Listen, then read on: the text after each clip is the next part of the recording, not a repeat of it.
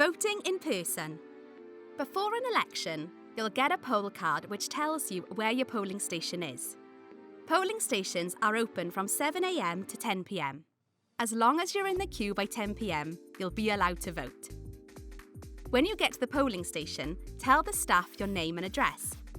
You'll need to bring a photo ID with you to vote in UK Parliament and Police and Crime Commissioner elections. The staff will ask to see a form of accepted photo ID, like a passport or a driving licence. Check out the Electoral Commission's website for the full list of options. You don't need to bring photo ID to vote in Senedd or local council elections. At UK Parliament and Police and Crime Commissioner elections, it doesn't matter if your photo ID is out of date. You can still use it at the polling station, as long as it still looks like you. If you don't have any photo ID, you can apply for free voter ID online or by contacting your local council.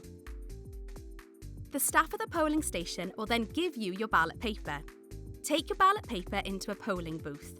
Remember to be respectful of other people so everyone can vote in secret.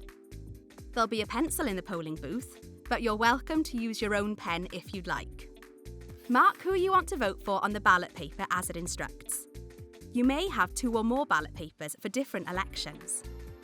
If you're unsure about anything or need help, just ask a member of staff and they'll be happy to help explain the process. Don't worry if you make a mistake. Just ask a member of staff and they'll give you a new ballot paper. When you've made your choices, put your ballot paper in the ballot box. At the end of the day, the ballot box is taken away for all the votes to be counted. Your vote will be kept safe and secret, and no one will find out who you voted for. Learn more about your vote at electoralcommission.org.uk/learning.